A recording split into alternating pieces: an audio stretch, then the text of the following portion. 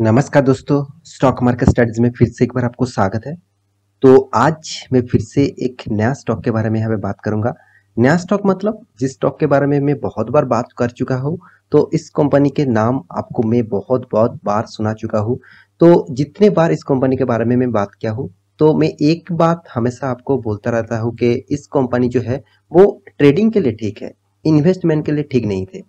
तो इस बात को मैं बार बार बोल चुका हूँ, आज उसका प्रूफ भी दिखाऊंगा। क्योंकि देखिए, इस तरीके से प्रूफ आपको देखना चाहिए, तभी आपको लगेगा हाँ कंपनी में कुछ ऐसा हो रहा है जिसके कारण इस कंपनी से निकल जाना चाहिए, कि इस कंपनी के ऊपर बना रहना चाहिए। तो कौन सा ठीक है, कौन सा रॉन्ग है, मतलब कौन सा राइट है और कौन सा रॉन्ग है, वो आपको डिसीजन लेना होगा।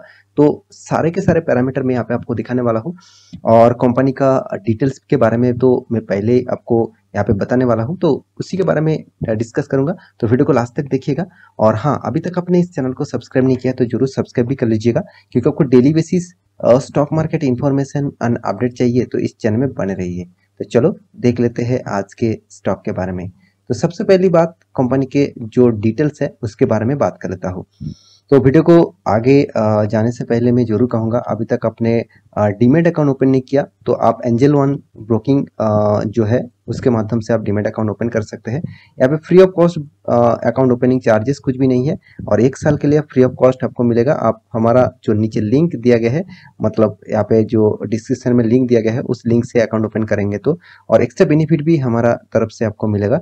तो जाकर फटाफट अकाउंट ओपन कर लीजिए। और अभी तक अपने टेलीग्राम चैनल को ज्वाइन नहीं किया, इंटरडे लेवल में जो काम हमारा जो ग्रुप ने कॉल देते हैं, तो उसका भी लिंक आपको नीचे मिलेगा, तो वो भी आकर जाकर चेकआउट कर सकते हैं। तो चलो देख लेते हैं आज के स्टॉक के डिटेल्स के बारे में।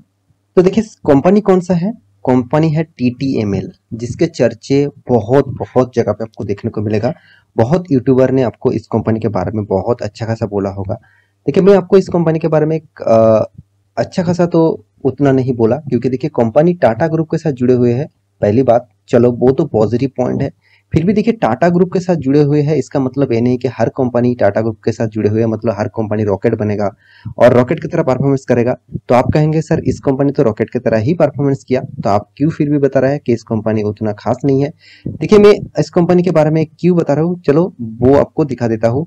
मैं इस कंपनी के बारे में बात कर रहा हूँ इसलिए कि कंपनी देखिए रॉकेट की तरह ही भागा है। 5 साल की चार्ट पैटर्न देखेंगे तो जो कंपनी करीबन 3 साढ़े 3 4 रुपया का चल रहा था, वो कोई एक टाइम में जो हाई किया वो 263, तो अराउंड 263 इस लेवल तक हाई किया था। तो इसका मतलब क्या है, इसका मतलब 4 रुपया से करीबन करीबन 4 रुपया से देखा जाए तो इसका टॉप लेवल तक देखूं तो करीबन आपको 7,500% तक रिटर्न दिया। कितना? 7,500% तक। तो 7,500% तक रिटर्न कोई कोई आम बात नहीं है। मतलब 1 लाख रुपया निवेश कर देते तो आप करोड़, कितना करोड़ का मालिक हो जाते, तो आप एक बार कैलकुलेट कर लेना। तो मेरे कहने का मतलब है, तो आप क्या इस तरीके से कंपनी के ऊपर निवेश करना चाहिए? तो आप कहेंगे तो बिल्कुल सर, इसको इस टाइप कंपनी के ऊपर निवेश करना चाहिए जहाँ पे इतना रॉकेट की तरह परफॉर्मेंस मिलेगा और अच्छा खासा प्रॉफिट भी मिलेगा। तो मैं इस टाइप कंपनी के ऊपर बिग कॉस्ट लगाना चाहता हूँ। क्यों? मैं आपको प्रूफ के साथ दिखाऊंगा। तो चलो एक एक करके पूरा डिटेल्स देख लेते हैं।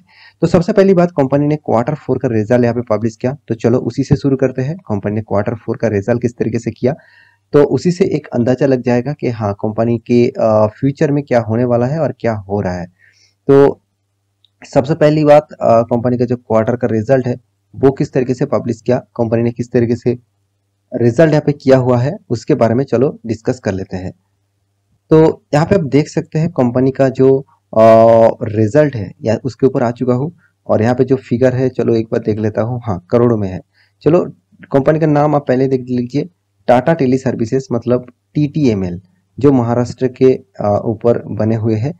तो इस कंपनी के टोटल रेवेन्यूज के बारे में बात करूं तो आप देख सकते हैं टोटल इनकम। तो टोटल इनकम चलो देख लेते हैं, 277 करोड़, और पिछले क्वार्टर में था 285 करोड़, पिछले सालों में था 267 करोड़। इसका मतलब कंपनी ने पिछले सालों से ग्रोथ किया इनकम को, और पिछले क्वार्टर की तुलना से इनकम कम किया।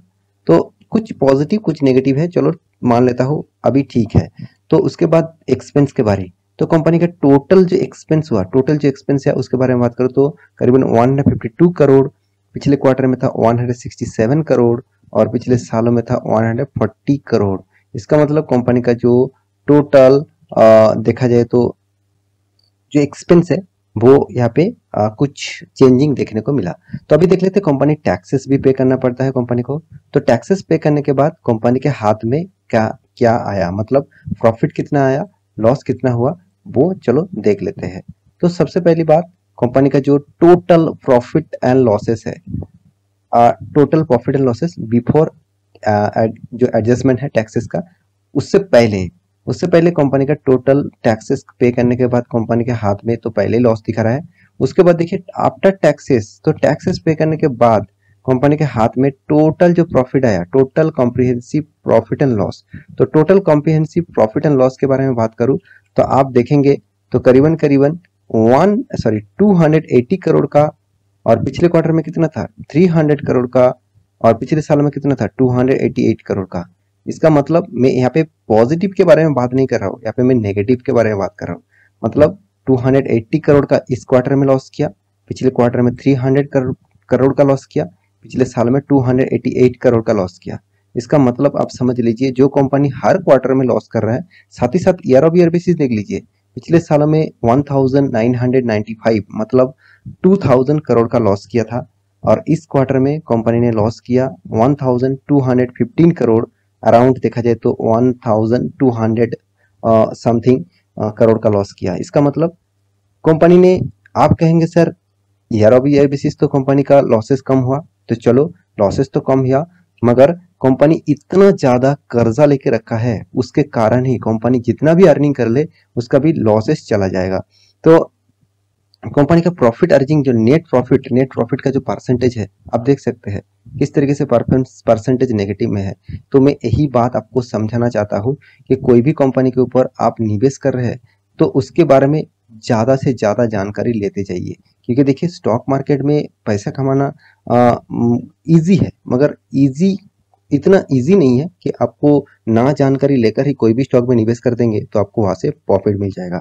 तो मैं यही प्रूफ आपको दिखाना चाहता था कि कंपनी के ऊपर आप निवेश तो कर देते हैं, उसका परसेंटेज रिटर्न के हिसाब से आप देखेंगे तो कंपनी आपको किस तरीके से रिटर्न दिया, चलो देख लेते हैं। कंपनी जो रिटर्न का रेशियो है वो देखकर हर किसी लोग इस कंपनी के ऊपर आंख बंद करके पूरा का पूरा पैसा लगाने के लिए तैयार हो जाएगा, क्योंकि देखिए कंपनी ने 10 साल छोड़ दीजिए, कंपनी आप कहेंगे सर एक साल में 1200% का रिटर्न, 1200%, मतलब आपका पैसे का कितना गुना हो गया आप खुद ही यहाँ पे अंदाजा नहीं लगा पाएंगे। तो मेरे कहने का मतलब सोच लीजिए कि कंपनी का परसेंटेज देख के कोई भी स्टॉक में निवेश मत करना। हाँ, इस कंपनी ट्रेडिंग के लिए ठीक है, ट्रेडिंग के लिए ठीक है, क्योंकि इंटरडे में आप काम करिए, आज अप ट्रेंड में है तो आप अप ट्रेंड के हिसाब से काम करिए, डाउन ट्रेंड है तो डाउन ट्रेंड के हिसाब से काम करिए। तो इंटरडे में अलग चीज होते हैं। फिर भी देखिए मैं आज तक हमारा जो ग्रुप है इंटरडे लेवल का जो कॉल देते हैं, कभी तक टीटीएमएल के ऊपर कभी भी कॉल नहीं दिया, क्योंकि टीटीएमएल अपर सर्किट और लोअर सर्किट बेसिस कंपनी है, मतलब अपर सर्किट बेसिस कंपनी काम करते हैं, और जब लोअर सर्किट लगते हैं तो लोअर सर्किट के बेसिस से काम करते हैं। तो मेरे हिसाब से इस कंपनी के ऊपर इन्वेस्टमेंट भी ठीक नहीं है और ट्रेडिंग भी ठीक नहीं है मेरे हिसाब से। आप मेरे ओपिनियन ले भी सकते हैं, ना भी ले सकते हैं, आपके मर्जी। फिर भी मैं कहूंगा, क्योंकि देखिए इस कंपनी अगर इतना अच्छा खासा रिटर्न तो दे रहा है तो सबसे ज्यादा इन्वेस्टमेंट किसको करना चाहिए था, इंस्टीट्यूशन को। फिर भी देखिए आप इंस्टीट्यूशन के बारे में बात करूं तो इंस्टीट्यूशन एफआईएस डीआईएस तो माल एक भी नहीं होल्ड करके रखा, एक भी नहीं होल्ड करके रखा। अगर इस कंपनी इतना खास होता तो एफआईएस और डीआईएस में सबसे ज्यादा इन्वेस्टमेंट इसी कंपनी के ऊपर करके रखते।